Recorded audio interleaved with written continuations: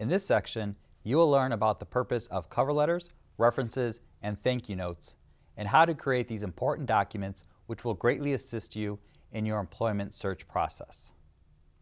A cover letter should always accompany a resume that is being mailed, faxed, or emailed to a person. Also, it should always be sent with your resume when asked for in a job posting. Be sure to read the job postings carefully. If the posting states to submit a resume and cover letter, you must be sure to include a cover letter. This may be a knockout factor. If you are not following their instructions and submitting a letter, you may be disqualified as an applicant. You always want to customize your cover letter for the job that you are applying for. However, once you create your first cover letter, it may just require a little tweaking each time you need to send it out. At the beginning of the letter, you should always refer to the position that you are applying to and how you heard about it. You need to explain why you are qualified and interested in the position. Let them know why you're the best candidate for the job. It is helpful to share some important accomplishments in your cover letter as well. Ask for an interview. Let them know that you look forward to meeting with them to further discuss your skills and background in greater detail, and be sure to refer them to your enclosed resume.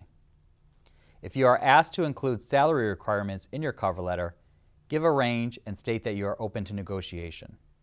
Avoid being too specific when it comes to salaries in your letter. Avoid any gimmicks with your cover letter and be sure that it is error-free and grammatically correct. Be sure to proofread it and have someone else review it as well. Your cover letter should be in a professional or business format, block style, and should not be more than 1 page in length. Your reference sheet should always be kept separate from your resume. Simply take your resume header, which includes your name and contact information, and copy and paste that onto a separate document. Down the center of that document, provide a list of people who will be able to speak highly of you and the quality of your work, typically 3 to 5 people. These should be professional references, not personal references. Be sure to get permission to use the person as a reference before giving out their name, and keep them informed at all times. You do not want them to be caught off guard when they receive a call asking them to provide a reference for you. Also, if there is something specific you would like this person to talk about, let them know that. For instance, if you work with this person on a project or committee, ask them to discuss your work or performance in this area when they are giving a reference for you.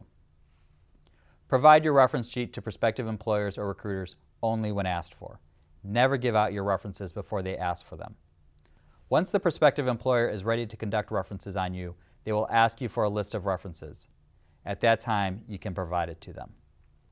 The thank you note is a critical and often overlooked step in the employment search process. It is important that you send a thank you note within 24 hours after each interview you have.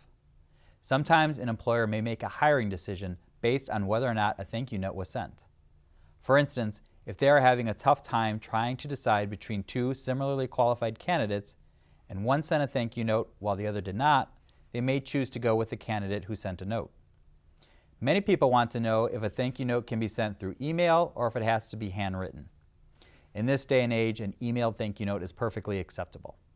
However, if you are very interested in the position, it is recommended that you send a more personable handwritten note. Spending a little money by putting a stamp on it and handwriting it might just make it go a little bit further and make a better impression. Your thank you note should be brief and it should express your appreciation and interest in the position. Be sure to reiterate your skills and qualifications and supply any additional information that was requested during your interview. In closing out your thank you note, refer to the follow-up time frame that was provided at the end of your interview. If they informed you that they would be making their final decision in 2 weeks, let them know that you look forward to hearing back from them in 2 weeks. Don't forget, it's always important to get the interviewer's business card at the end of your interview.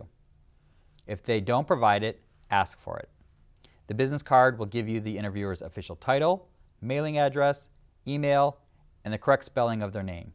All important information you'll need to send them a thank you note.